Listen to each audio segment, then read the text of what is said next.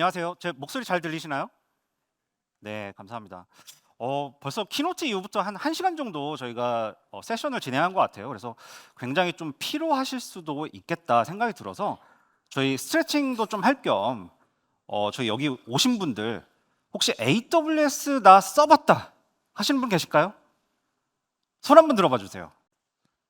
아, 네. 많지는 않군요. 네. 쿠팡 내가 집이나 또는 내가 개인적으로 쿠팡 써봤다 하시는 분 계실까요? 네, 역시 쿠팡이 대단하군요. 네. AWS 사용 경험이 없으신 분들이 아무래도 조금 계신 거 보니까 제가 좀 더 많이 노력을 해야겠다라는 생각이 좀 듭니다. 저는 이번 쿠팡의 대규모 데이터 기반 플랫폼과 재해복구를 위한 아키텍처 소개 세션의 포문을 열게 된 AWS 솔루션스 아키텍트 박준이라고 합니다. 반갑습니다. 네, 이번 세션은 저희 쿠팡의 데이터 엔지니어링 팀의 디렉터이신 정재환 님과 그리고 동일한 팀의 스타프 엔지니어이신 박중일 님을 모시고 쿠팡의 이야기를 좀 들어볼 텐데요. 쿠팡 이야기로 들어가기 앞서서 요 앞전 세션에서 굉장히 재밌고 흥미롭고 디테일한 내용을 많이 전달받으셨잖아요. 그래서 조금 머리를 쉬어가는 느낌으로 저희가 쿠팡의 이야기를 하기에 앞서 재해복구란 무엇인가, 데이터가 왜 중요한가 조금 다시 한번 알아보는 느낌으로 말씀 짧게 드리고 진행해 보도록 하겠습니다. 제가 굉장히 좋아하는 거예요. 금인데요. 이 데이터가 중요하다, 데이터 앞서 굉장히 많이 말씀을 드렸죠. 이 데이터의 중요함은 익숙하신 분들에게는 이미 잘 이해되시리라 생각이 됩니다만 이 생소하신 분들도 계실 것 같아요. 데이터 그거 그냥 파일 아니야? 뭐 정보 로그? 데이터가 뭔데? 잘 모르시는 분들도 계실 것 같은데요. 데이터는 현재 많은 기업들이 특히나 인터넷과 플랫폼 다양한 곳에서 IT를 통해서 사업을 하시는 분들, 기업에게는 금보다 가치 있는 자산 또는 자원이라고 볼 수 있을 것 같습니다. 이런 가치 있는 정보 또는 데이터는 마치 금과도 같이 채굴이라는 그리고 정제라는 과정을 거치지 않는다면 그냥 매장된 상태로 자연 그대로 존재하게 될 텐데요. 저희가 금을, 그 가치 있는 자원을 실제로 가치가 있게 하려면 매장된 곳에서 채굴을 하고 채취하며 정제해야 그 금이라는 정말 우리가 사랑하는 자원이 되는 거죠. 데이터 역시 동일합니다. 여러 과정이 필요로 되고 그런 과정을 통해서 저희가 이미 갖고 계신 데이터 또는 갖고 있지 않은 데이터들을 가치 있는 자원으로 바꾸는 전략과 행동이 필요한 거죠. 리테일 기업에서는 리테일 분야에서는 크게 4가지 정도의 핵심 요건을 성공의 지표 또는 이것들이 정말 우리 기업이 성공하는 데 필요한 요소들이다라고 판단하고 있는데요. 제품이나 가격부터 시작해서 브랜드의 가치, 혁신, 그리고 성과 이런 것들의 가속화 등이 그 대표적인 예가 될 것 같습니다. 이런 비즈니스의 성공의 핵심 요소들을 어떻게 찾을 수 있는가가 굉장히 기업에게는 중요한 전략 요소인데요. 이런 것들은 어디서 찾을 수 있을까요? 네, 바로 데이터입니다. 고객의 참여 데이터부터 상품 데이터, 판매 데이터, 유통 데이터, 예측 데이터까지 다양한 분석된 데이터를 통해서 그 요건들을 찾고 적용을 하셔야겠죠. 자, 그렇다면 이런 데이터를 이 핵심 요소들을 어떻게 찾을 수 있을까요? 기본적으로 굉장히 기본입니다. 기본적으로 데이터를 활용하는 방법에는 4가지 단계가 있다고 보고 있습니다. 첫 번째로 데이터를 수집을 해야겠죠. 데이터를 수집하고 저장한 뒤에 분석한 다음 그다음에 분석된 정보를 통해서 액션을 취하셔야 됩니다. 저희 AWS에서는 조금의 PR이지만 AWS에서는 이러한 모든 과정에 데이터를 수집하고 저장하고 분석하고 시각화하실 수 있는 이런 모든 프로세스 단계들을 솔루션을 통해서 제공을 해드리고 있으며 이와 관련된 내용들은 조금 후에 쿠팡의 케이스를 통해서 좀 더 알아보실 수 있을 것 같습니다. 자, 데이터의 가치에 대해서 짧게 알아봤는데요. 이런 고가치 데이터 잃어버리거나 지워지거나 유실되면 안 되겠죠. 아무래도 많은 기업들의 경우 데이터를 일부러 없애려 하지는 절대로 않을 겁니다. 금을 버리지 않는 것처럼 말이죠. 가치 있는 자산은 안전하게 지켜야 되고요. 그리고 빠르게 분석을 통해서 그 가치를 얻어내야 될 텐데요. 재해라는 것은 그 자연재해든 또는 휴먼 에러를 통해서 이제 사람의 행동 에러, 행동 에러든 이 가치를 잃어버리거나 또는 가치 있는 자원에서 실제로 결과를 얻는 그 과정을 해치는 주된 범인이기도 합니다. 그래서 이런 재해 상황에 대한 전략은 모든 기업들의 필수 전략 중에 하나로 자리 잡아야 되고요.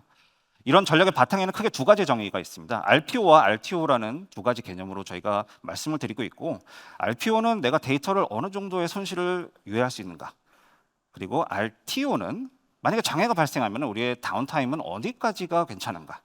이 두 가지 개념을 통해서 클라우드에서는 높은 RPO, RTO부터 시작하여 굉장히 낮은 RPO, RTO까지 다양한 방법들을 제공해드리고 있으며, 이러한 전략들은 꼭 만약에 이미 생각해보지 않으셨다면 생각을 해보시고 어떤 방법이 우리 기업에 알맞는 RPO, RTO인가를 생각해 보시기를 바라면서 요 정도면은 사실 좀 머리를 많이 쉬셨으리라고 생각이 됩니다. 그래서 오늘의 세션은 사실 쿠팡에 대한 내용이기 때문에 저는 요 정도로 마무리를 하고 쿠팡의 정재화 디렉터님을 좀 앞으로 모셔서 쿠팡의 이야기를 좀 들어보도록 하겠습니다. 감사합니다. 네, 반갑습니다. 저는 쿠팡의 데이터 플랫폼에서 데이터 인프라스트럭처 팀을 이끌고 있는 정재화라고 합니다. 저는 오늘 저희 팀의 테크리드인 박종률 님과 함께 저희 쿠팡의 데이터 플랫폼과 저희 팀에서 중요하게 관리하고 있는 EMR에 대해서 설명을 드릴 겁니다. 오늘의 아젠다인데요. 우선 전체적인 쿠팡의 비즈니스와 어떤 임팩트를 가지고 있는지에 대해서 설명을 드리고, 그 다음에 저희 데이터 플랫폼이 어떤 역할을 하고 있고, 그 하이레벨하게 저희 팀이 만들어 놓은 플랫폼 아키텍처를 설명을 드릴 겁니다.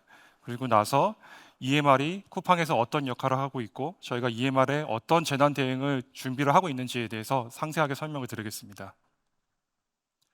쿠팡 없이 어떻게 살았을까? 고객들이 이런 질문을 하게 만드는 세상을 만드는 게 쿠팡의 미션입니다. 이런 미션을 바탕으로 쿠팡의 임직원들은 고객 경험을 만족을 혁신적으로 딜리버리 할 수 있도록 계속 집중을 하고 있고요. 마찬가지로 저희 데이터 플랫폼도 이 미션을 기반으로 내부 고객들에게 서비스를 하고 있습니다. 전체적인 쿠팡의 규모를 설명할 수 있는 슬라이드를 한번 준비해 봤습니다. 우선 작년 매출 기준으로 봤을 때요. 240억 달러, 하나로 약 32조 정도 되고요. 그리고 전 세계 저희 임직원들은 한 7만 명 정도가 근무를 하고 있고, 그 포춘 500대 기업에는 168위로 랭크가 됐습니다.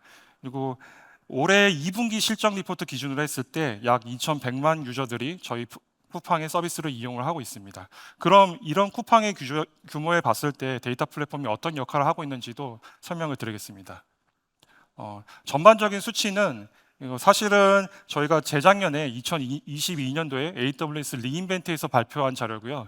그래서 실제로 지금하고는 약간 차이가 있을 겁니다.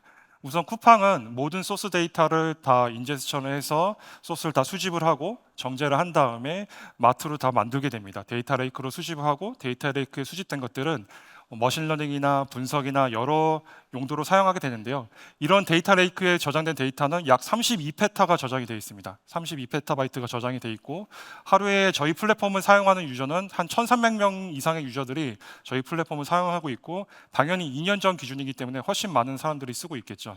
그리고 하루에 약 120만 개 정도의 배치 잡들이 돌아가고, 그다음에 한 50만 개 정도의 데일리 쿼리들, 분석 쿼리들이 실행이 되고 있습니다. 중요한 건 저 밑에 보시는 5만 5천 개의 인스턴스인데요.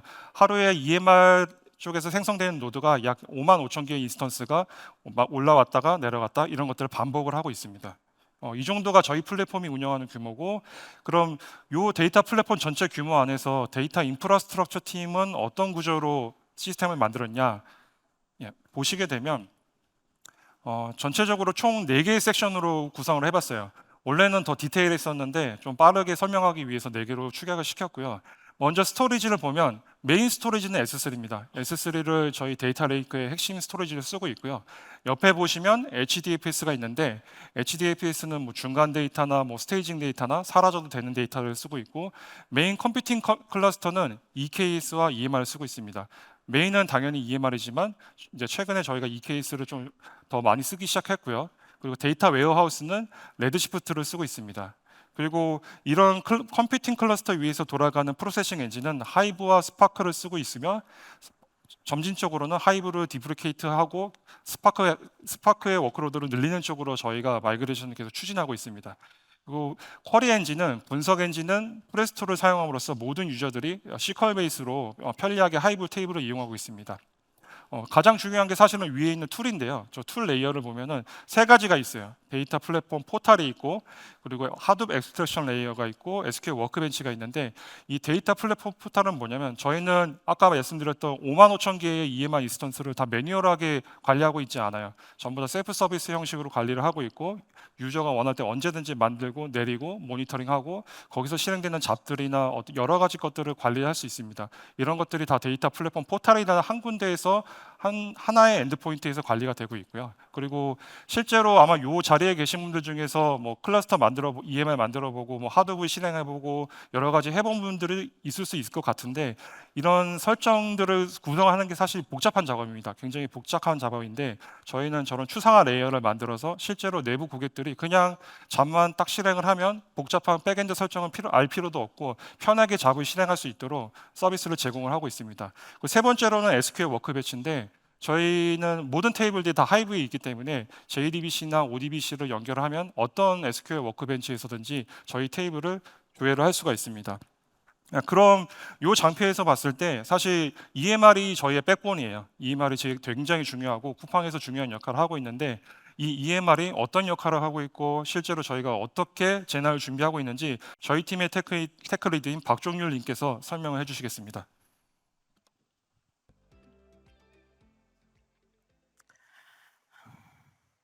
네, 안녕하세요. 저는 쿠팡 데이터 플랫폼 팀의 박종율이라고 하고요. 앞에서 발표하신 이제 정재환 님과는 거의 8년째, 9년째 같이 이제 데이터 플랫폼 팀에서 근무하면서 이제 많은 변화를 만들어 나가고 있습니다. 저도 이제 사실 이 바닥에서만 뭐 10년 이상 이제 일을 하고 있는 이제 더 이상 뉴비 딱지를 붙일 수는 없는 개발자인데, 이런 자리에서 발표를 하는 게 좀 처음인지라서 좀 많이 어색하고 떨리고 그런데요. 시선 처리가 조금 불안하고 목소리가 좀 떨리더라도 양해 부탁드립니다. 일단 저희 쿠팡에서 사용하는 EMR의 특징들을 몇 가지 설명을 드릴게요. 제 파트가 이제 EMR에 대한 설명과 EMR DR에 대한 설명이기 때문에 쿠팡의 EMR의 특징들을 먼저 설명을 하고 싶었는데요. 저희는 이제 서버나 클러스터가 필요 없는 EMR 서버리스나 EKS 클러스터 위에서 구동되는 EMR on EKS와 같은 방법들로 EMR 클러스터를 구성하지는 않고, EC2 인스턴스들만을 사용하는 EC2 인스턴스들만을 사용해서 EMR 클러스터를 구성하는 EMR on EC2를 사용을 하고 있습니다. 저희가 EMR on EC2만을 사용을 하는 이유는 이제 저희 내부적으로 복잡한 여러 가지 유즈 케이스들을 수행을 하고, 그 다음에 저희가 이제 그 내부적으로 이제 돌려봤을 때 그 가격적으로도 EMR on EC2가 훨씬 유리했기 때문에, 저희 유즈 케이스에는 더 유리했기 때문에 EMR on EC2만을 이제 단일 솔루션으로 사용을 하고 있습니다. 그리고 최적화 작업을 위해서 이제 커스텀 AMI를 적극적으로 사용을 하고 있는데요. 이제 AMI는 아마존 머신 이미지의 약자이죠. 근데 그냥 기본적으로 제공되는 AMI를 사용을 하지 않고 그 안에 저희 내부 설정, 뭐 보안 규정들, 필요한 라이브러리들을 전부 패키징한 커스텀 AMI를 사용을 하고 있고요. 그리고 최적화 작업을 위해서 뭐 애드스텝이나 부트스트랩, 그다음에 어플리케이션 옵션들을 적극적으로 활용을 해서 클러스터를 구성을 하고 있습니다. 이렇게 구성된 EMR 클러스터들을 이제 조금 더 빠르고 편리하게 사용을 하기 위해 앞서 말씀드렸던 이제 데이터 플랫폼 포탈이라는 거를 저희가 개발을 했는데요. 그래서 이제 API와 SDK의 형태로 유저들에게 셀프 서비스를 제공을 하고, 저희 쿠팡 내부의 개발자들은 저희의 이 API와 SDK를 이용해서 언제든 편리하게 내부 규정에 맞는 최적화된 EMR 클러스터를 생성을 할 수 있습니다. 그리고 이제 유즈 케이스에 따라서 클러스터를 올렸다가 사용하고 바로 내리는 경우도 있고요. 아니면 클러스터를 한번 올리고 계속 지속적으로 사용하는 경우도 있어서, 이러한 클러스터 라이프 사이클에 따라서 저희가 트랜전트 EMR 그리고 스태틱 EMR 클러스터로 구분을 해서 사용을 하고 있습니다. 자, 이렇게 복잡하게 구성된 EMR 클러스터들이 쿠팡 서비스 어디에 이제 사용이 되는지 좀 궁금하실 것 같아요. 네, 아주 조금 과장해서 말씀을 드리자면 EMR은 쿠팡의 온라인, 오프라인 서비스에 전반적으로 다 사용이 되고 있다고 말씀을 드려도 과언이 아닐 것 같아요. 조금 과장을 하면. 좀 예를 들어보면 쿠팡 사이트에 보이는 이런 검색어, 카탈로그, 그다음에 추천 상품과 같은 데이터들도 EMR을 활용한 파이프라인을 통해 데이터가 업데이트가 되고요. 그다음에 물류센터의 재고 수량, 뭐 배송을 추적하고 집계하는데도 EMR이 사용이 되고 있습니다. 또한 그 마트 데이터들을 만들어내는 데이터 인제스션 파이프라인들도 EMR을 사용하고 있고, 그 외에 다양한 분석, 리포트, 뭐 학습 데이터들을 만들어내는데도 EMR 클러스터가 사용이 되고 있습니다. 이렇게 그 쿠팡 내에서 굉장히 다양하게 많이 사용이 되고 있는 EMR 서비스이기 때문에 EMR이 서빙이 되지 않을 경우 저희는 대형 장애로 이어질 수가 있고요. 그렇기 때문에 저희는 재해 상황에 대비해서 EMR 클러스터가 내려갔을 경우 빠르게 복구를 할 수 있는 대비 방책을 마련을 하게 되었습니다. 네.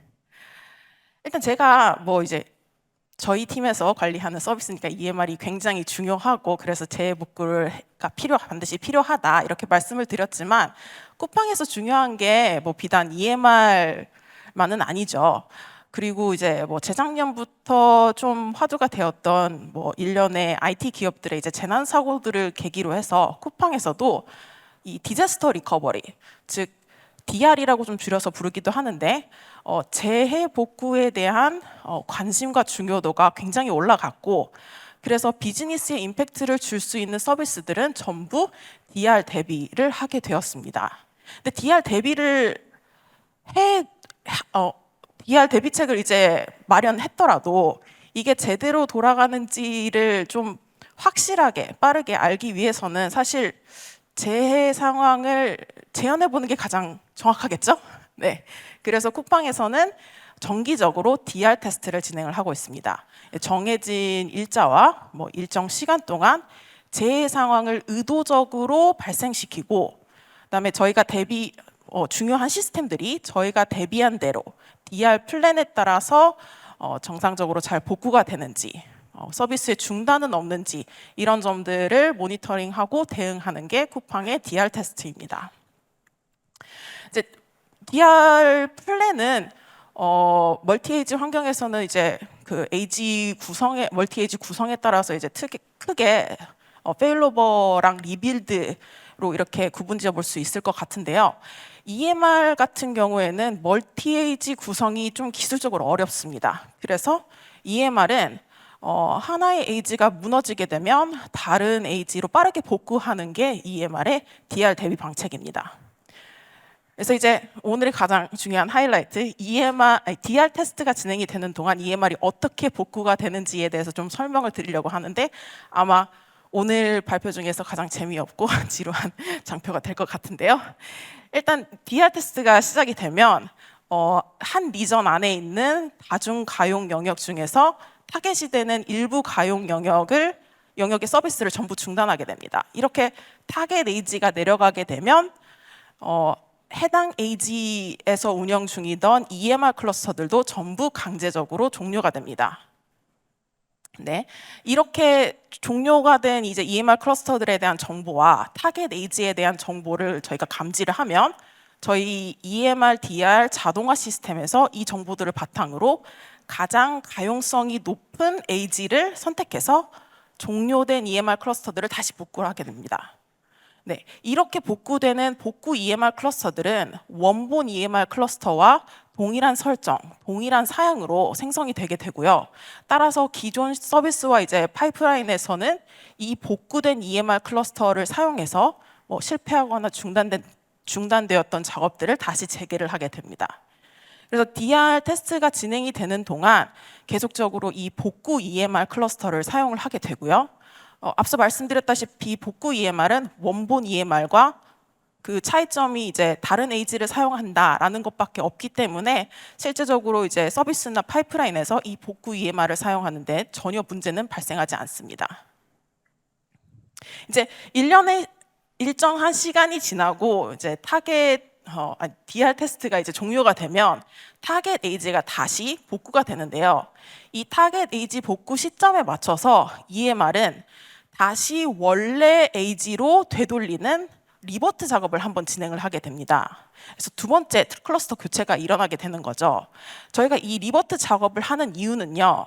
그 DR 테스트가 진행이 되는 동안 좀 불균등하게 배포되었던 자원 구성을 이분하게 다시 맞추기 위해서인데요. 이게 이렇게 하지 않으면 그 타겟 에이지를 제외한 나머지 에이지들에서 그 자원 경쟁이 심화되거나 아니면 자원 부족으로 인해서 이제 문제가 발생할 수 있기 때문입니다. 그래서 이제 리버트 단계에서는 그 원본 클러스터와 동일한 설정, 동일한 사양, 동일한 에이지로 리버트 클러스터들을 만들고요. 리버트 클러스터가 생성이 되고 나면 복구 클러스터는 내려가고 기존 서비스와 파이프라인들은 이 리버트 클러스터를 사용을 해서 다시 작업을 재개하게 됩니다. 이제 이게 방금 말씀드린 게 1년의 이제 EMR, DR 사이클인데요. 저희는 이 1년의 사이클들이 전부 자동화되어 있습니다. 이런 자동화된 EMR, DR 시스템을 구축하는데 약 6개월 정도의 시간이 들었고요. 현재는 이제 정기적으로 수행되는 DR 테스트마다 이 자동화 시스템을 통해서 저희는 안정적으로 EMR, DR 테스트를 진행하고 있습니다.